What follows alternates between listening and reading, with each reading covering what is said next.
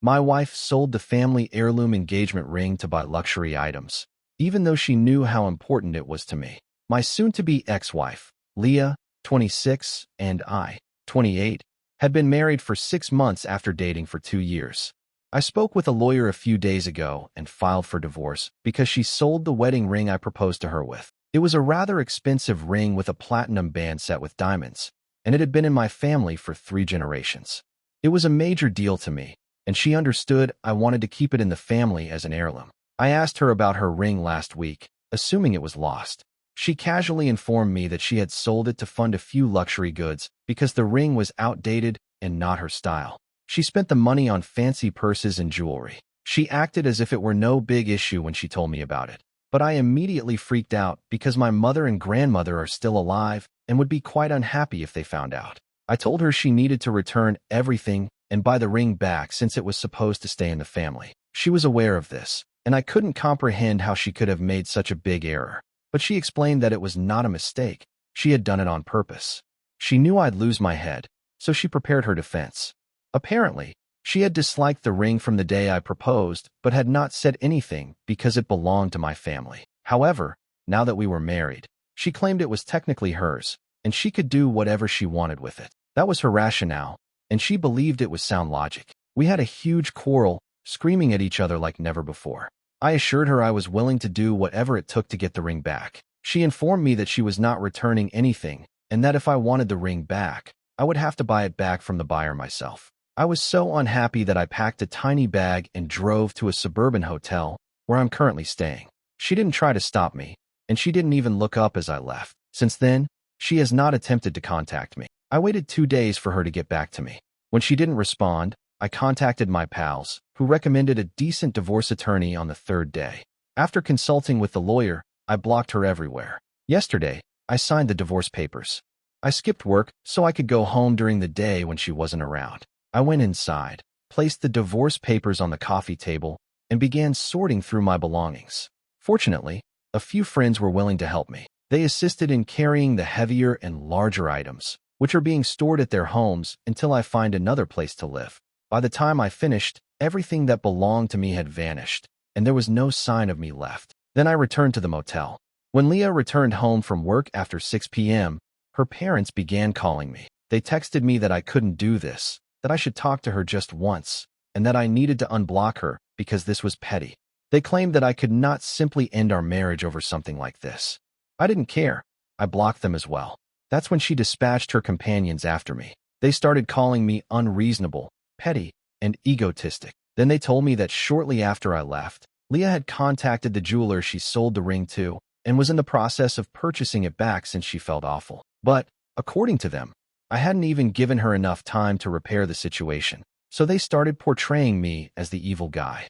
Now I think I may have overreacted, and I've been feeling strange since last evening. Am I incorrect to file for divorce since my wife sold the wedding ring that had been in my family for generations? My family has no idea what is going on right now. I don't want them to worry, so I haven't told them anything. My maternal grandmother is quite elderly. She was the original owner of the ring when my grandfather proposed to her with it. I don't want to risk giving her a heart attack, which she would undoubtedly have if she discovered that Leah sold the ring. The ring is really important to my family. I've been chatting with the jeweler Leah sold it to for the past 3 days. She had given me his contact information while we were fighting, telling me that if I really wanted the ring back, I could go buy it myself. However, I have yet to be able to get it back because the jeweler is asking for considerably more than he paid Leah for it. I'm currently negotiating with him. I also asked if Leah was trying to repurchase the ring, and he verified that she was. He told me he'd sell it to whoever had the money first. Meanwhile, if another client offered a higher price than the one he quoted us, he would sell it to them instead. So, I need to move quickly because the ring is on display at his store, and he doesn't take reservations. If someone offers greater money, he will sell to them. It's been frustrating dealing with him, but at the end of the day, he's a businessman, so I can't hold it against him. After all, Leah sold him the ring, and he paid a nice price for it. It's all fair game to him. I'm just crossing my fingers that I can get the money together as quickly as possible. Maybe he'll drop the price he's quoted, and I'll be able to buy it back. Only then will I tell my family what's been going on. Otherwise, things will become very messy, and I do not want them to panic. It has been 4 days since I first wrote about this. Thank you to everyone who left comments. It was tremendously reassuring to know that I was doing the correct thing after greatly doubting myself. Her pals definitely got inside my head. They went out of their way to make me a villain, but I didn't take it personally. I've blocked all of her friends and family members. I don't want to interact with any of them because of what's happened in the last few days. It's really been playing with my mind. Leah and I have been together for a few years, and I never anticipated this would happen. She's always been a bit materialistic, which I've had to tolerate, but I never expected her to go this far. What surprised me was how she acted as if she had done nothing wrong. It's not as if we haven't fought before. We have, just like every other couple, but this one was different. I saw an entirely different side to her, which is why I chose to get divorced. If she believed she could treat me the same way after only 6 months of marriage, she was mistaken. She can't walk all over me and expect me to stay. The ring may seem insignificant to some, but it means a lot to me and my family. It is not as if she were unaware of this. I indicated earlier that she was well aware that I intended to keep the ring as a family treasure. You don't just sell a family heirloom and then pretend everything is good because legally you now own it. I wish I could convey all of this to her family and friends, who are so determined to portray me as the evil person, but frankly, I don't think it's worth the hassle. Leah hasn't even tried to contact me, which is unusual. I know she has a burner account on social media, which I haven't blocked, but she hasn't sent me any messages from it. So, I guess she isn't really trying to get back to me. Instead, she's trying to make me feel horrible about filing for divorce. At least, that's how it appears right now. Regarding the ring, I've contacted the jeweler. He informed me that Leah had not responded to his messages in the past 2 days. Maybe she has backed off. I'm not sure what's going on with her, but I told him I was happy to buy the ring back at the price he was offering because, at this point, I am just anxious to have it back, no matter what. He agreed, and I'm going to his store tomorrow to send him a check and get my ring returned. Once I have it, I'll finally tell my family about what's been going on with me and Leah since I believe it's time.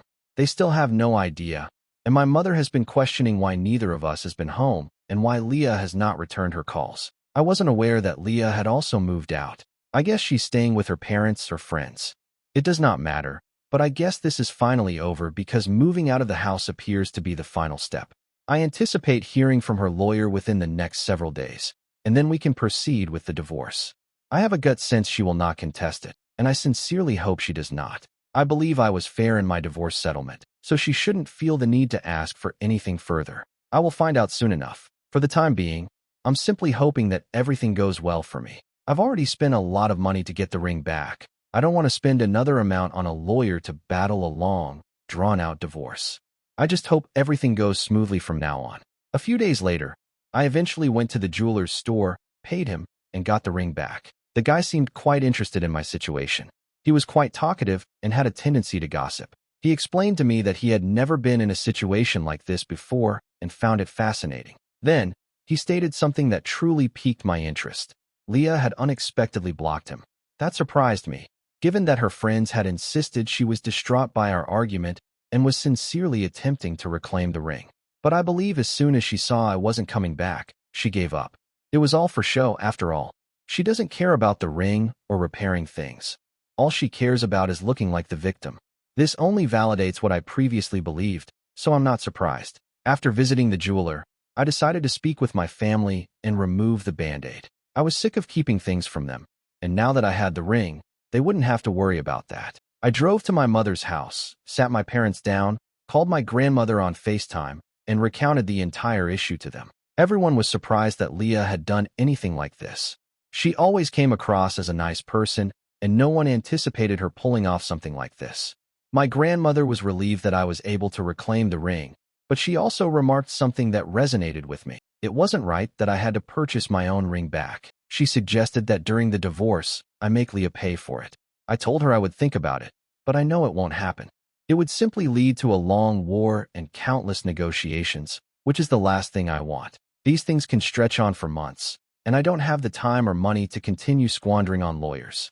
I didn't say this to my grandmother, but there isn't much I can do in situations like these other than concede defeat. It seems horrible, but it's actually the more practical thing to do. We had no written agreement regarding the ring, so proving anything in court would be tough. Social conventions and family customs are not legally binding. Unless I had the best lawyers in town, pursuing her legally would be worthless. My parents understood this.